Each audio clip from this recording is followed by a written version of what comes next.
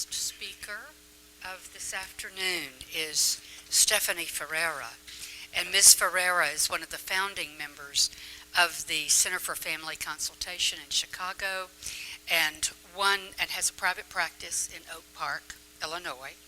Ms. Ferrera's applications of Bowen theory and science and research in society offer clear thinking about political, social, and emotional process in the family and society. I look forward to your presentation. I'm starting with the question of what do humans have in common with other species? And these are the things that seemed so obvious to me that came to mind. We're a sexually reproducing species like many others, territorial. We need to acquire and protect resources. Hierarchical, we tend to form rank or organize around a rank order.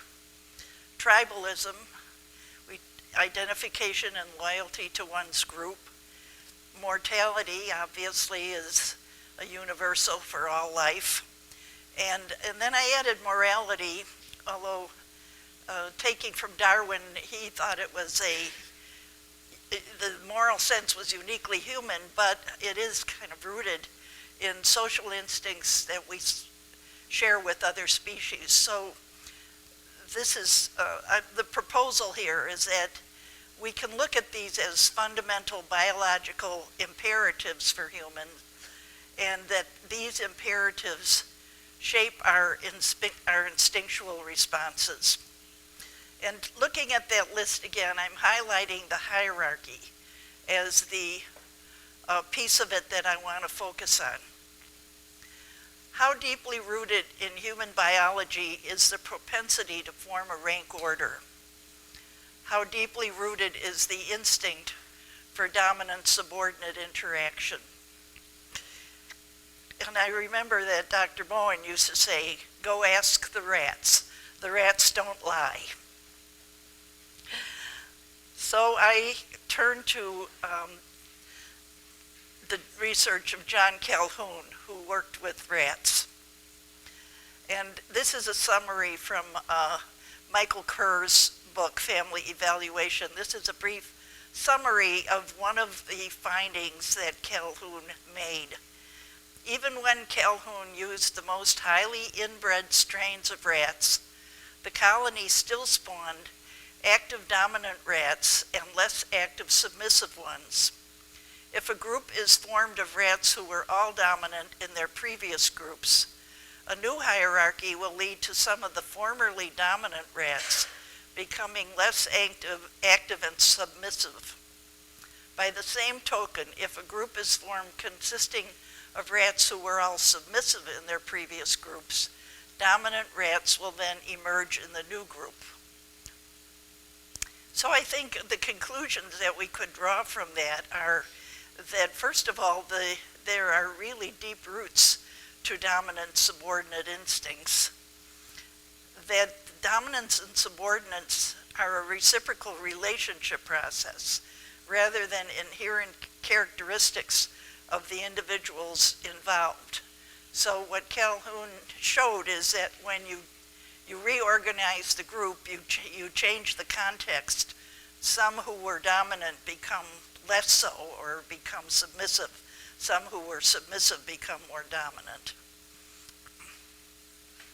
So the topics that I want to try to touch upon here are first defining the social hierarchy. What are the biological roots? What are the benefits and costs? Some things that we can learn from the chimpanzees, the emotional process in hierarchical systems, and social hierarchies on a continuum. So clearly I won't go into any great depth on any of these, but just to touch upon them. So starting with the definition, I referred to Edward Wilson's book, Sociobiology, in which he says the dominance order is the set of sustained aggressive submissive relations among animals who coexist within one territory. So that his language there, I think, is interesting. The word set of relations suggests that the hierarchy is a relationship system, that dominance and subordinates are postures that individuals take in relation to one another. An example of that comes from Frans de Waal's Chimpanzee Politics, and his two males who were similar in size and strength take on the dominant subordinate postures, with one with the hair raising and the hooting and the stomping, and the other bowing and making greeting sounds. And there are benefits to the group for this way of relating. And according to Wilson again, it solves a fundamental problem of group living. It allows individuals with competing interests to share a territory without ongoing overt conflict. Confrontations can be settled with cues that signal dominance or submission. The harmony and stability within the group makes it stronger in competition with other groups. And all group members benefit to varying degrees. According to Wilson, the high-ranking individuals have superior access to resources and mating opportunities, but there are compensations for subordinates, the safety of belonging to the group, attachment to kin within the group, and the possibility of future upward mobility. Now looking at the cost for subordinates. When the hierarchy is stable, dominant individuals actively subjugate subordinates. This comes from Robert Sapolsky's research. There are high rates. He was studying baboons, and he saw high rates of physical and psychological harassment. The subordinates had relative lack of social control and predictability. They needed to work harder to obtain food. There was a lack of social outlets such as grooming or displacing frustration, and they suffered from really noticeable, almost dramatic poor health, with hyperactive glucocorticoid systems, enlarged adrenal glands, and prolonged secretion of stress hormones. What about dominance? Are there costs for being at the top? The quality of life and health is not necessarily better at the top. Stress is greatest on high-ranking males when conditions require frequent aggression to maintain rank. And that happens when it's a despotic hierarchy based on aggression, or a breeding system based on fierce male-male competition, and also at times of initial formation of the group or reorganization. So this is a quote from Sapolsky. During major hierarchical reorganization, dominant individuals at the center of the social tensions typically experience the greatest physical and psychological stress and greatest physiological indices of stress. Then I found this somewhat loosely related comment from Roger Cohn that I thought was worth putting in. He says, Roger Cohn is a columnist in the New York Times and quite a international scholar.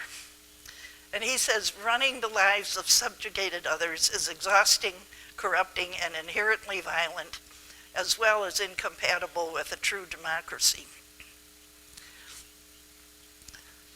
Looking at the chimpanzees and some of the points that Frans de Waal makes, this is taken from his book, Good Natured.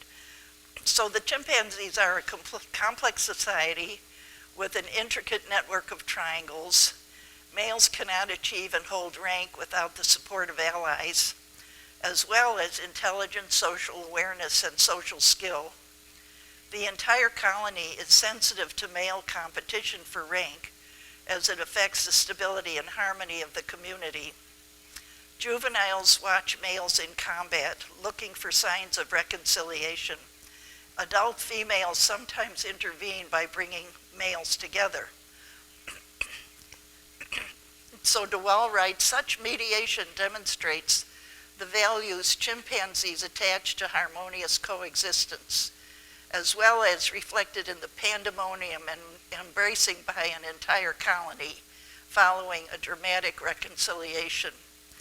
And those words, especially the part about embracing by the entire colony, reminded me of the human version of this. So I looked up on Google and found these pictures taken in Times Square, May 8th, 1945, victory in Europe, the human response to the end of a long, hard time of war and tension.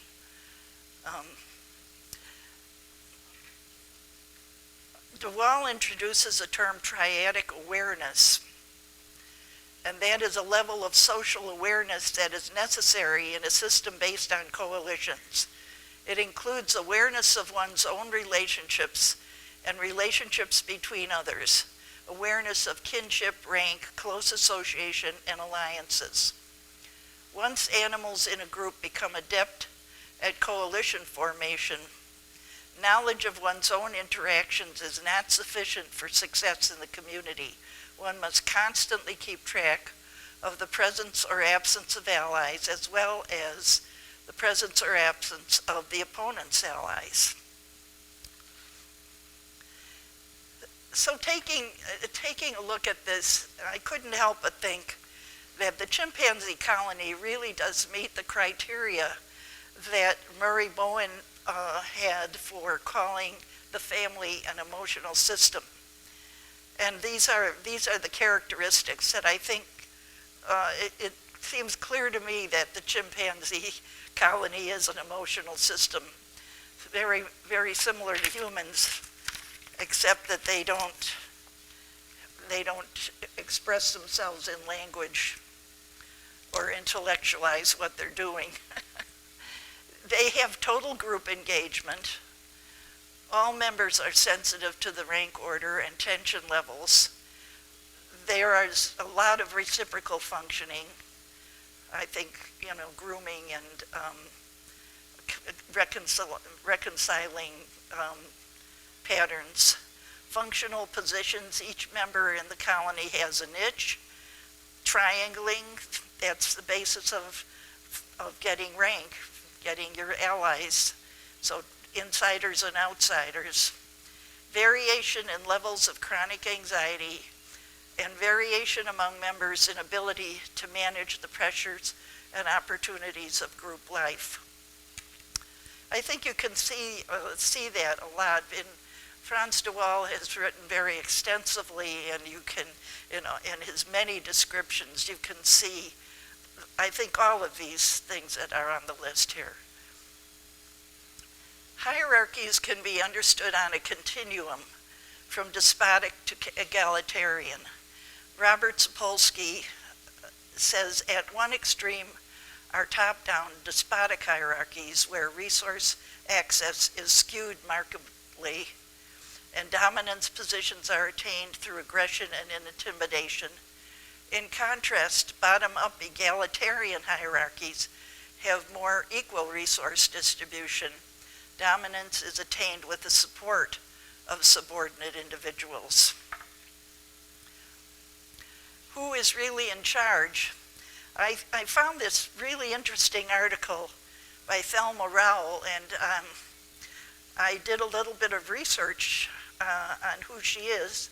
She was a primatologist from England, trained at Cambridge, who went and did extensive observation of baboons in Africa. And her work kind of reveals that she was quite an independent thinker in the field of primatology. She had a little different way of looking at things.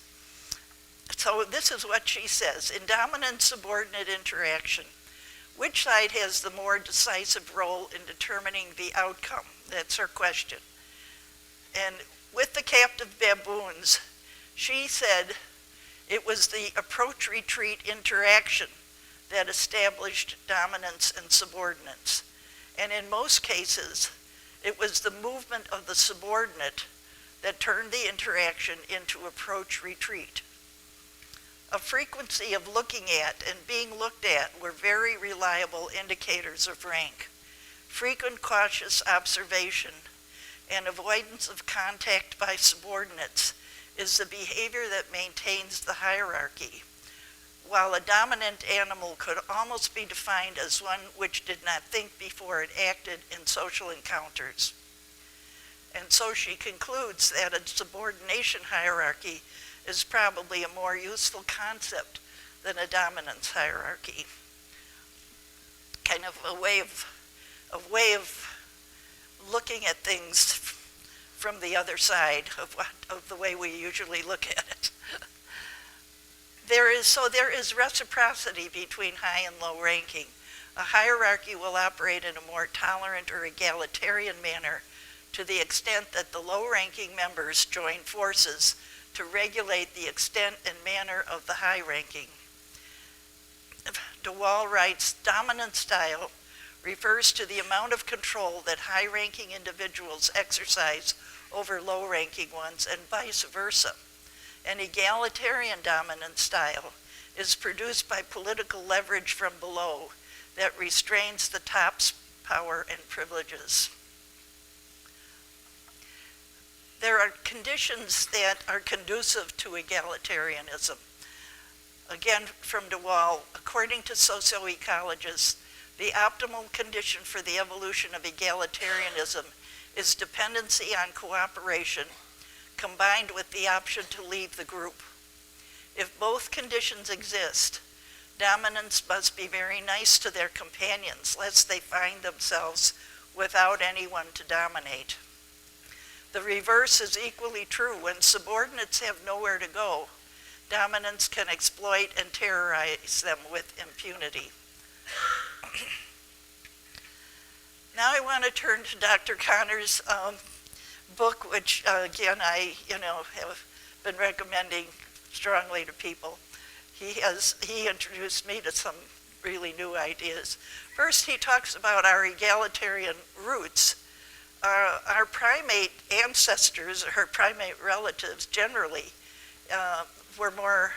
females had a way of holding their own in the face of male aggression.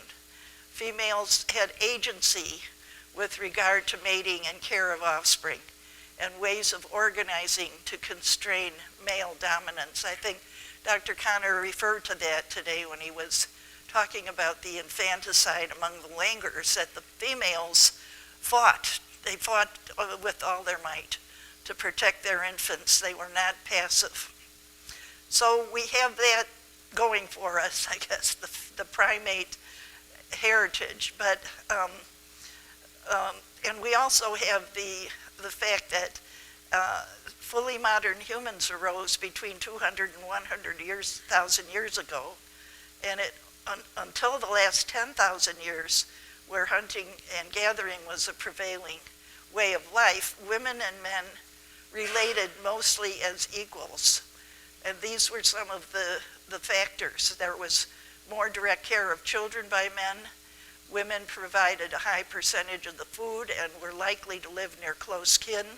The woman's voice was heard in the long fireside conversations where people sat around and worked out all their issues. And gender equality was part of the general egalitarian norm. The transition to patriarchy, and I'm thinking that patriarchy is more of a human phenomenon. I'm not sure about it, but it looks like it's not that much in other species.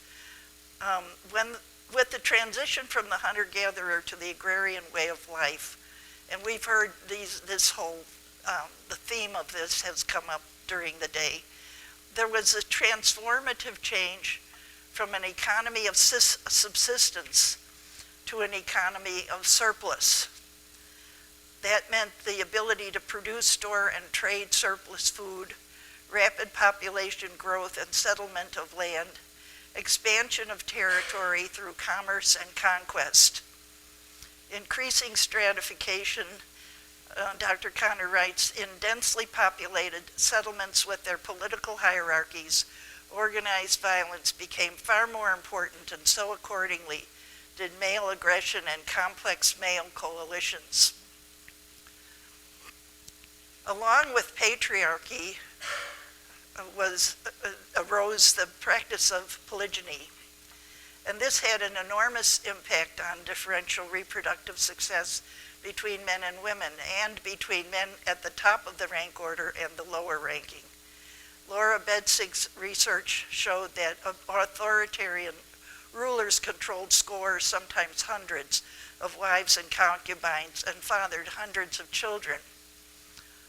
The need to compete with co-wives for resources meant loss of reproductive success for women. And I'm quoting Dr. Connor again here, many women lost out in polygynous marriages, even as their men were gaining. But in passing, we might give a thought to the countless men who in this system never found a wife or lost their lives in continual wars.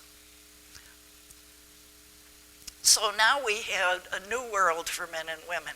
The control of territory and resources became concentrated in the hands of a minority, primarily men. They became overrepresented in positions of power.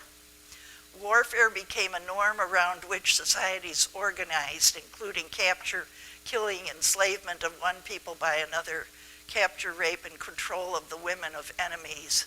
The world was transformed. Societies became agricultural chiefdoms, tiered worlds with privileges of inherited rank and wealth, captive slaves, multiple wives for women who mattered, and death or a subservient role for other men. So this was a world in which men and women adapted. Once in place, patriarchy became the norm. Under the constraints of the system, men and women do what they must for their own survival and chance to mate and reproduce. To fit the system, women have often engaged in behaviors that promote patriarchy, showing preference for marrying resource-rich men, supporting customs designed to increase paternity certainty, or accepting the position of one wife among many if she has no better option. As women showed preference for resource-rich men, men reciprocally strove to achieve higher status, thus intensifying competition between men. Men and women are different and complementary. This was Elizabeth Cady Stanton's statement in 1869. Complementarity between the sexes is inherent in human nature and was the predominant way men and women related in our species' history. Extreme male domination is an anomaly in our history, a long-lasting one, but nevertheless temporary. And from Roberta Holt's article on gender and Bowen theory, I have this description of complementarity at its best. The more calm the system, the greater the level of maturity of the individuals involved, the greater the possibility for the polarity to operate as a friendly team in which one complements the functioning of the other. In this respect, nature provides full coverage for the survival of the unit. The male-female relationship enables a wider range of tasks to be performed and a broader view to be maintained than with a single sex. Now, Bowen's, I think we've already talked about Bowen's concept of regression.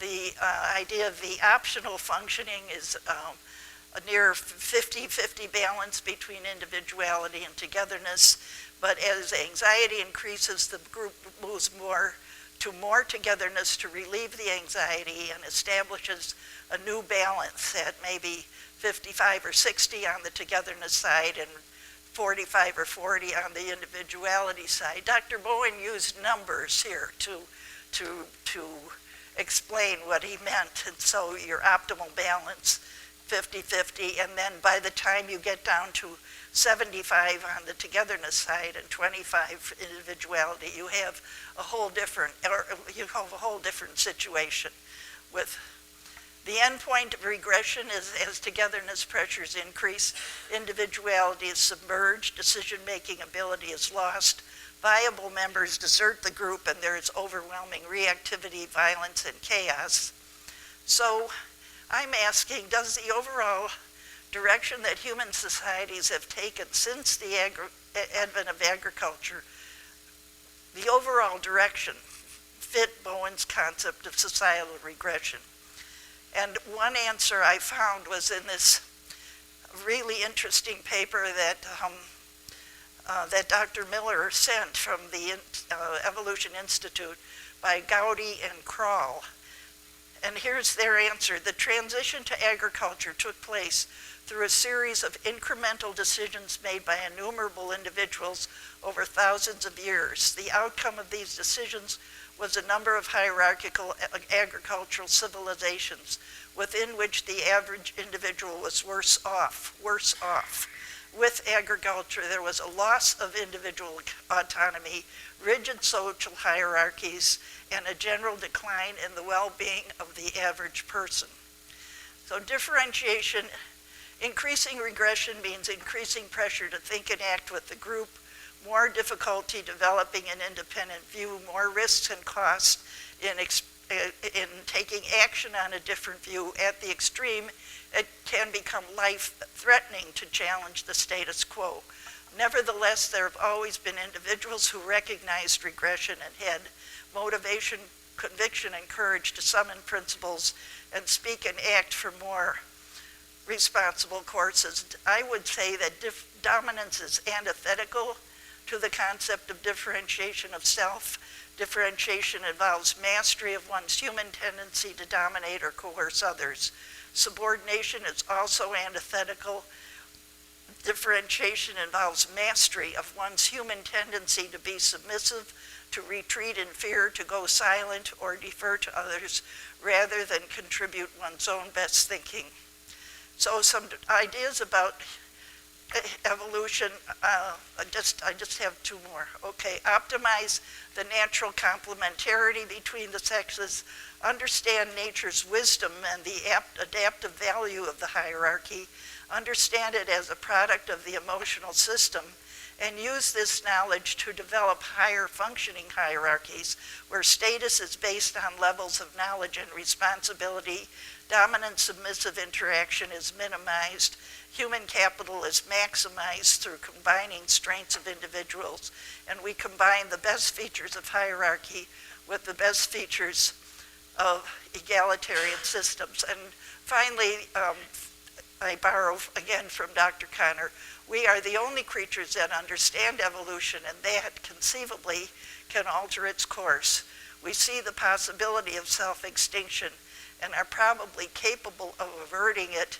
It would be too base of us to relinquish this possibility. Let me start with thoughts stirred for each of you, and then I'll open it up for those of you in the rest of the room. Ms. Chan, is there anything you would like to begin with? Okay, good. Thank you. From Stephanie's presentation, I'm very impressed when she also mentioned the point that women may actually perpetuate the cycle, perpetuate the patriarchal system, and I think that really echoed with me when I also reflect my own presentation.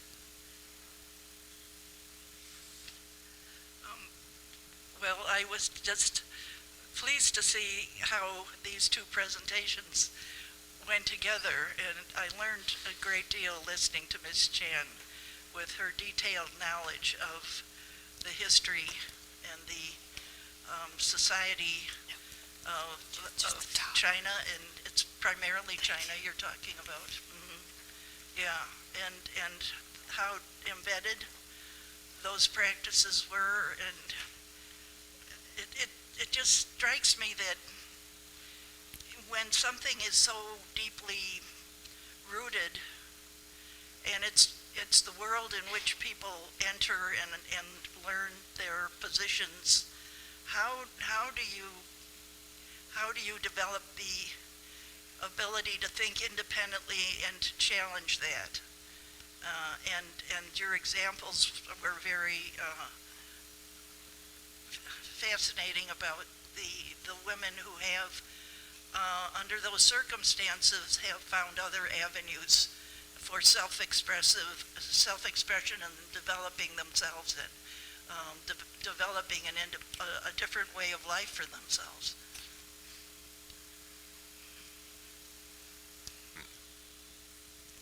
Peggy, I was really almost in tears listening to your description of the situation of those women, and I know a lot about the varieties of oppression of women in different societies, but you just you presented it in a way that was very accurate, and it's and that I learned new things from, and that it was moved by.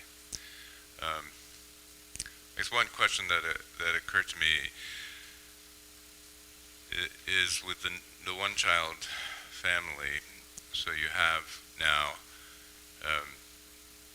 millions and millions of girls who have grown up with no brothers to protect or mortgage their lives for, and probably with two parents who see them in a different way than they and previous generations of parents saw their daughters when they were focused on their sons, and the daughters were just there to serve men in one way or another. What do you think will happen to the potential for liberation of women, and you mentioned the young women who are in the leftover category. This is because of differential abortion and differential neglect. You have a deficit of young males in China, I believe.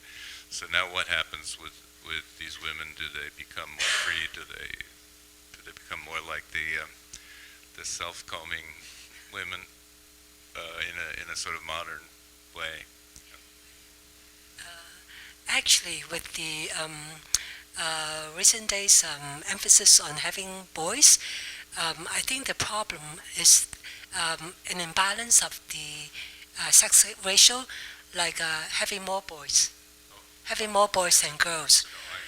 Yeah. So the latest situation is that you have more men than women, and so the China government is afraid. I think it's concerned that there will be unrest if more men do not get married. So that's the latest movement, which created this term leftover woman, which is hard to say, leftover woman. So there's the subtle push to have women, especially the educated woman, the urban woman, to marry as soon as possible. So there's this term leftover woman to describe a woman who's still single and married by the age of 27. Yeah. So there's this subtle movement to persuade women to marry as soon as possible, so that the men can build families, and hopefully that the society can be more stable in that way. So what happened? Like with this kind of pressure for women to marry, even if you don't marry soon enough, then you face a lot of social pressure, stigma, and there's propaganda or mass media about that. So there's this group of women about age to marry. They feel a lot of tension, and so the impact is that some of these young adult women will marry very soon and pick undesirable men, and then that's develop another cycle of unhappy marriages and abuse. And there's also some other women who refuse to marry. Let me apologize for confusing the issue by getting that backward. There's a deficit of girls and women, and a superfluity of men because of differential neglect and greater neglect of girls in early life, and more abortions of girls. Adoptions as well. challenge for women in these days is since the mass media is so strong and is promoting such message that is undesirable if you stay single for a long time, that it takes a lot of a lot of really differentiation or energy to learn that you don't need to be that way. It takes a lot of clear-mindedness to stay put and don't be dissuaded by this kind of messages. Let me ask the speakers one question, and Dr. Connor, you may have thoughts about this as well, and then I'll open it up. My question I've been interested in the indicators of self at many different levels of history and functioning. In my own family, that goes back to couples who were poor sharecroppers, and in Sweden who were poverty-stricken people who were jailed for stealing either food or bread.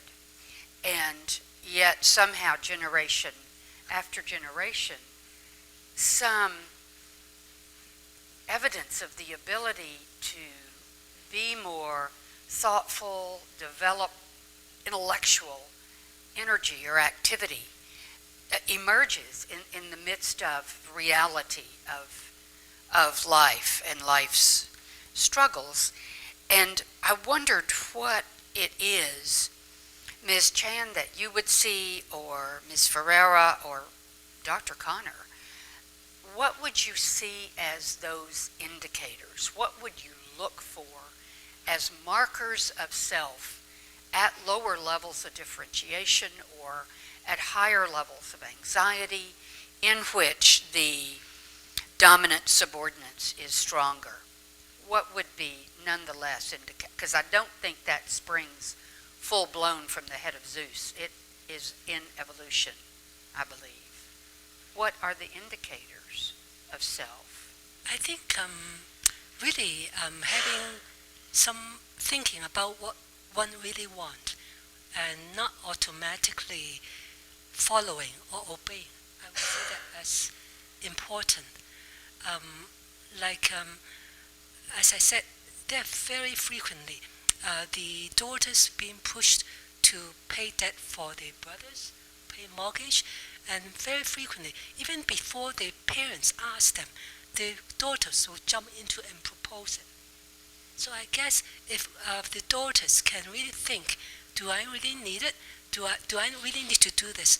Is this my job? Is this my responsibility? Having some thinking about the self's connection to the problem would be an indicator.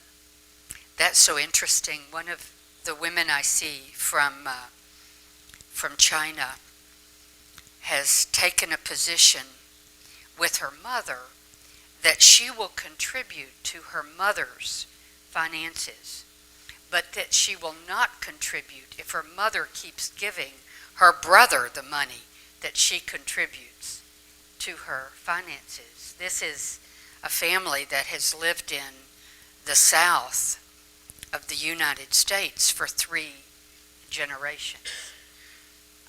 I hear you about that process, and so many thoughts. Ms. Ferrera, and then Dr. Connor, and then I think Ann McKnight was in line. I think part of your question, Victoria, would be to look at the parent generation and look at the parents who want something better for their children, and who, I think that's part of the great American story, is that you start in poverty, but you move up, and being, I think parents can sometimes be, not wanting their children to be constrained in the same way that they've been constrained. Dr. Connor. I'll just say in relation to the kinds of hierarchies and monkeys and apes that Stephanie was talking about.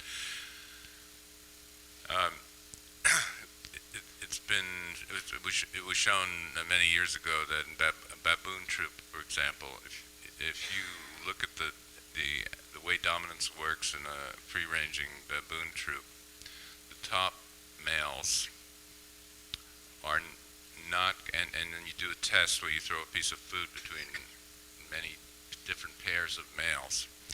The top males in the natural group are not the ones who win the most in those one-on-one contests, and the reason is that they form a coalition. So on a one-to-one basis, they're not the most dominant, but in the real world, in the troop, they are, because of their ability to cooperate with each other and make an alliance against what would otherwise be the strongest, most dominant males. And then tomorrow I'll talk about bonobos, where the same phenomenon occurs, except it's females that are forming coalitions to basically dominate, or at least at a minimum assert for themselves, and maybe to dominate males too. Thank you. Questions? Yes, Dr. McKnight.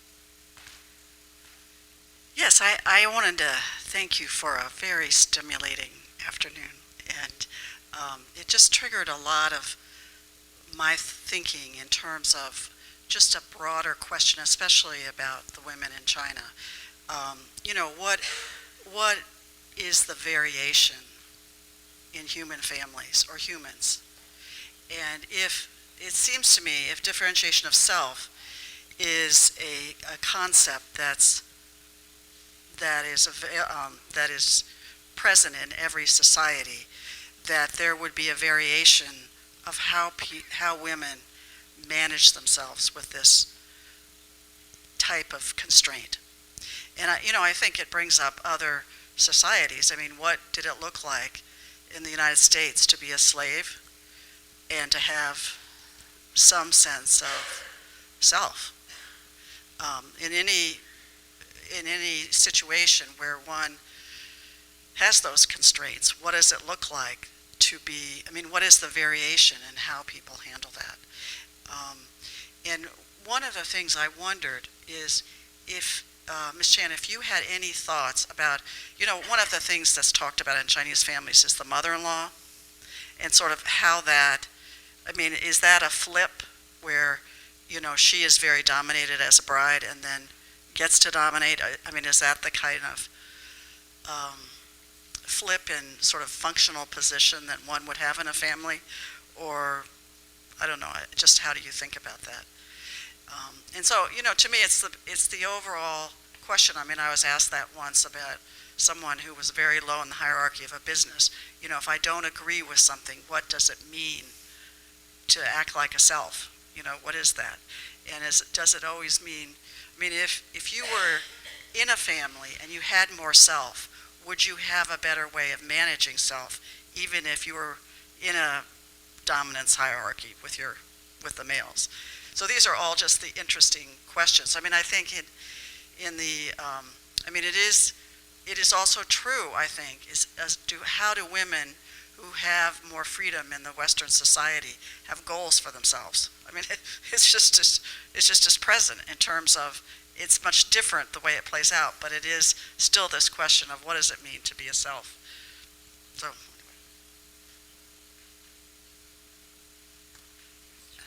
One frequent scenario that we found is that for the mother, if she is very submissive when she was a young bride or a young mother, she would frequently turn into a very bad mother-in-law.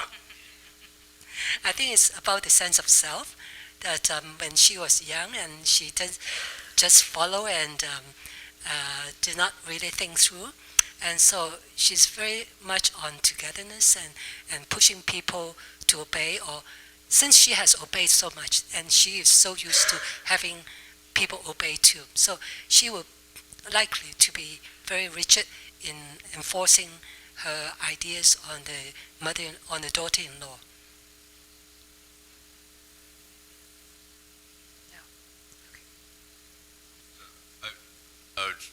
say that Stephanie, you talked about the opportunity to move up as a kind of aspect of maybe differentiation of the subordinates in a system, and that's sort of parallel to the daughter-in-law becoming the mother-in-law, and she knows at least there's one thing in her life that she has to look forward to. Someday she'll be able to do the same thing to somebody else. Jared Diamond has an expression, he talks about the hierarchy of scorn, which has to do with one group looking down upon another, and then that group looking down yet upon another, and there's something about you, I'm not sure what one gains from that, but that there's a sense of wanting to be superior and needing to have somebody to look down upon. And it's a fairly, he relates it to being one of the sources of, serious problems like genocide. That, our group is superior to yours, so therefore, our way of life is better, and so therefore we're entitled to destroy you. It's a phenomenon of the especially the old white South that however scorned and disadvantaged a white person was, they could say, at least I'm not black, and the same thing in Europe with at least I'm not a Jew, and it works like that in a lot of places. Yes. So I actually enjoyed both of the presentations very much. My comment, and I guess my question to Ms. Chan, several years ago I read an article about the imbalance between the male and females in China because of the one-child policy. And in this particular article, it was talking about how this actually had begun to shift the power between men and women, whereas before women were expected to, once they got married, they were expected to take care of all of the household chores, they were expected to take care of the husband's family, they were expected to take care of all the children. In essence, they were expected to do all of the work in the family. And as this imbalance has occurred, this article was talking about how young women who are now educated now have a choice about going to work and not having to take care of any of those things, and have money and have freedom and be able to do their own, to fly, if you will. And so what has happened is that as young men have approached them for marriage, they have begun to negotiate the terms of the marriage. So the expectation that the men would help with the child care, the expectation that they would also help with the care of the extended family. And so I was just curious if that is indeed how things have played out, how much of an impact has that had on, perhaps, as Ms. Ferrera said, this beginning shifting of the dominance and the subordination? I think that really depends on whether the woman is really differentiated. I think there are a group of women who is very much affected by the shame caused by being left over. So they enter into marriage prematurely. But there are also other groups of women, probably very well-educated women, who refuse to listen to this kind of propaganda and who will lead their own life. So I see that both are happening right now. Dr. Bo. I have a question, and I really, Ms. Chan, I really enjoyed your presentation, and as an undergraduate, I had the privilege of living with the Chinese mainland family in Taiwan for half a year. And so I'm trying to put all the pieces together and kind of would like to hear your response is, I lived with a family where the father was one of the legislators for Chiang Kai-shek, so it was a high-level family, and his wife came with their two oldest children and her younger brother. They walked from Shanghai to Hong Kong, and then they couldn't go back and get the two younger children, so they all moved to Taiwan, and my Mandarin was terrible. So what I understood, a lot of it was translated to me, and what I understood is that the mother, who I think was a fairly well differentiated woman, had a job outside, and I was told that she kept her maiden name as an editor and her patriarchal name within the family. And so I'm wondering about context, economic, status, and the variability. So in sort of my reading, I don't know where I read it, that there was a women's bank in China and Shanghai in the 1930s. Is this something you've heard about, or I'm just so full of questions of, putting variability together, and wondered if you have any thoughts about all this.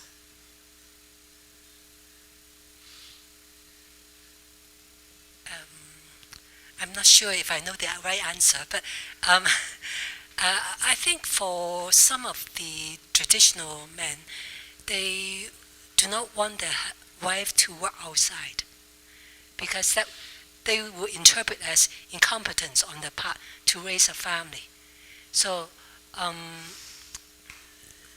so they would prefer the wife to assume the patriarchal name when they were with friends, but keep their maiden name in a very private way.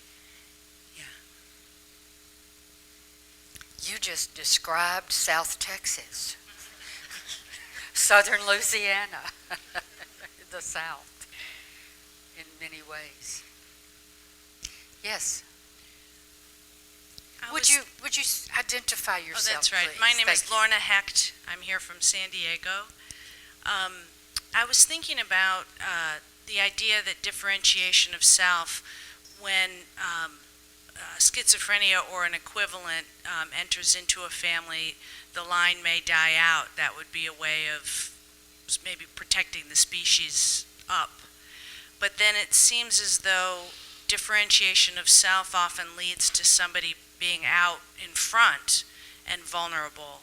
I was thinking about what you were talking about with Chinese women who chose not to marry.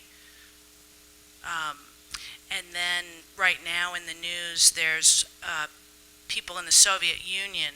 I don't know if they're more well differentiated or they're rebels, who knows, but that are going against the grain and ending up poisoned,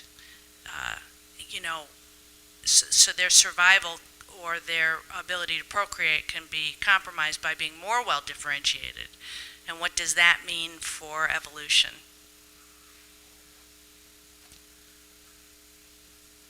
It's a general question. Any thoughts by anyone on the panel for that one?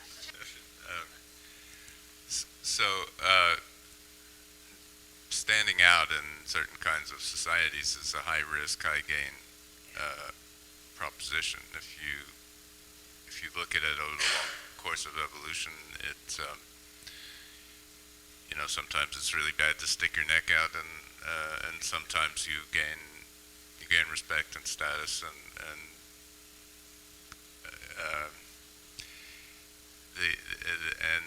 maybe reproductive success. On the point about schizophrenia, schizophrenia is kind of a chronic degenerative disease, and it's hard to see how it would be adapted. But on the other hand, it often it doesn't start. It often starts in the 20s, but it sometimes leaves enough time for reproduction to take place. If I think about, it's easier for me to think about bipolar disorder, and that's because, and I teach about this. So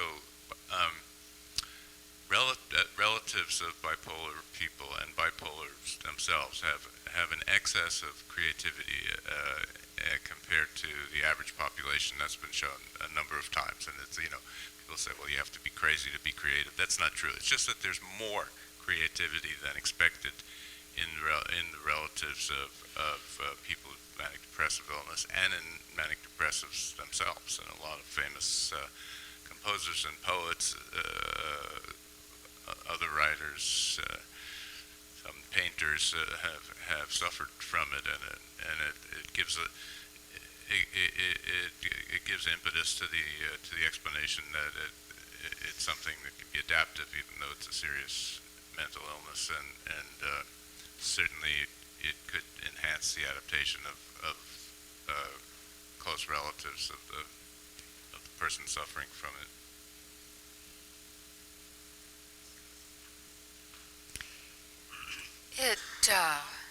Well, schizophrenia was the issue that Murray Bowen took on for his studies. I think when you think of the family as a unit, and he described very much the mechanisms by which collective family anxiety can be focused on one individual. At the expense of that, it has some calming effect on the family as a whole at the expense of that individual. But I think Dr. Bowen also said that that individual will often, it's part of the system, and that it keeps the projection going, so that it's an unintended, then it creates the dysfunction in the one who's the object of the projection, and that's an unintended negative consequence of an overall effort of the family to adapt, as I understand it. So that was, I think, and he said that repeating that over several generations, where the projection process is a primary mechanism, then you get an end result of a very impaired person. I was thinking all afternoon about your question, Dr. Connor, earlier about how did Murray Bowen look at biology? How did he see the family and biology? And my understanding and the basis for the research project that I'm doing is that relationship process in a family governs the biology of each individual in as much of a way that individuals, family members in Bonobo or Marmoset and Tamarin are regulating each other through their behavior, and that the patterns of interaction in the triangles, distance, closeness, conflict, relying on others, are all operating in a way that distributes biological reactivity, sympathetic nervous system activity, serotonin, cortisol, adrenaline, is moving between people very quickly in the interaction patterns. And what I was thinking as I listened to Stephanie Ferrera and Peggy Chang present their examples of families operating with a powerful dominant subordinates pattern, that's regulating the serotonin, as much as Bob Sapolsky's baboon troops are regulating their cortisol levels and their serotonin levels.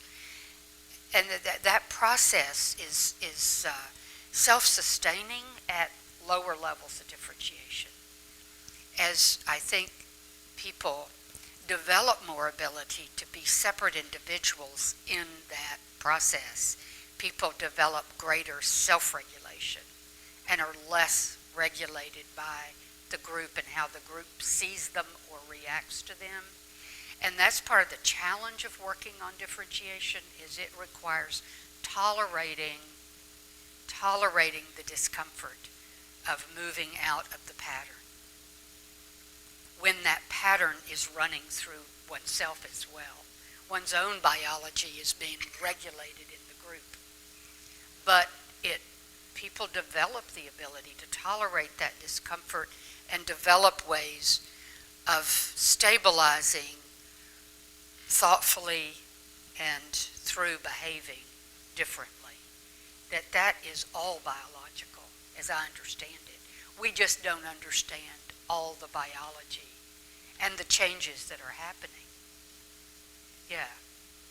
So I found that to be comforting, actually, as I listened to the examples today that were presented of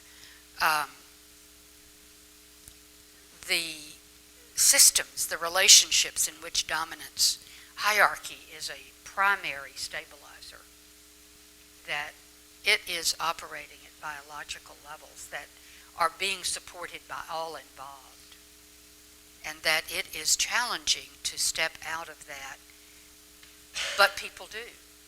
People evolve out of it. Bowen used to say, how can we control our own evolutionary process rather than being evolved out of it? Because we will be. It doesn't have to be the last word.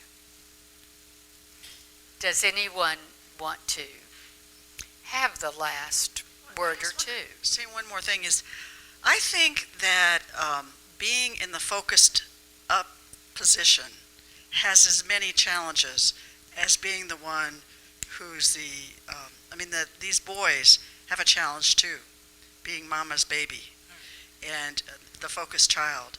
And the irresponsibility can be as much being the coddled one as, putting too much on the female. I mean, they're both, they have disadvantages at both sides of it.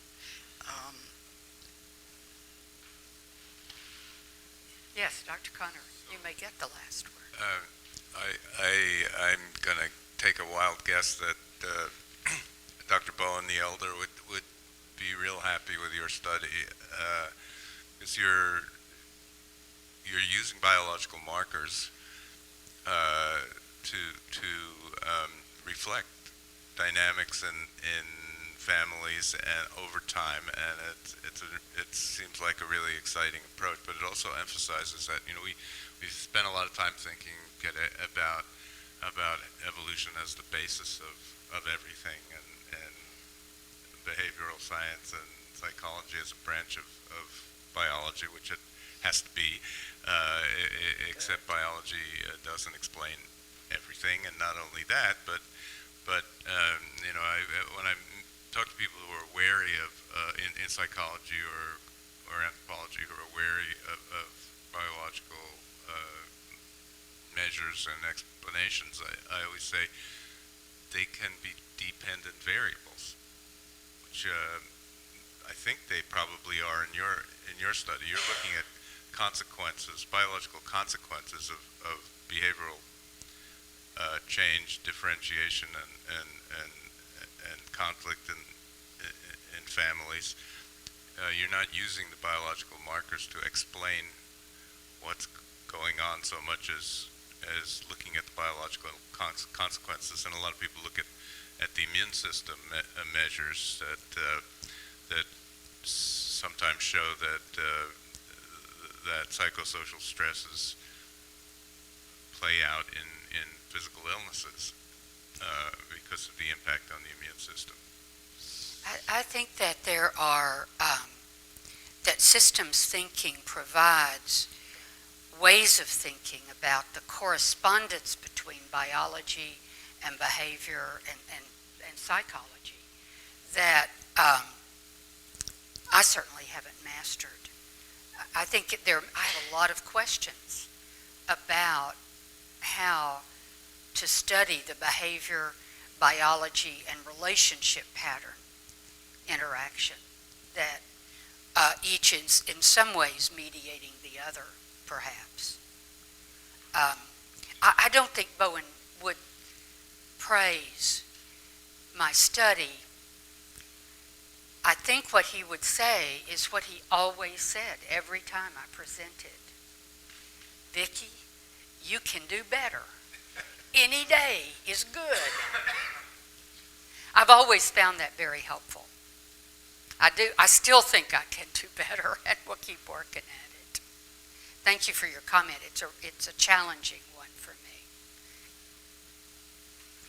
Well, thank you all for a long, rich, thoughtful day. It may be, yes, yes.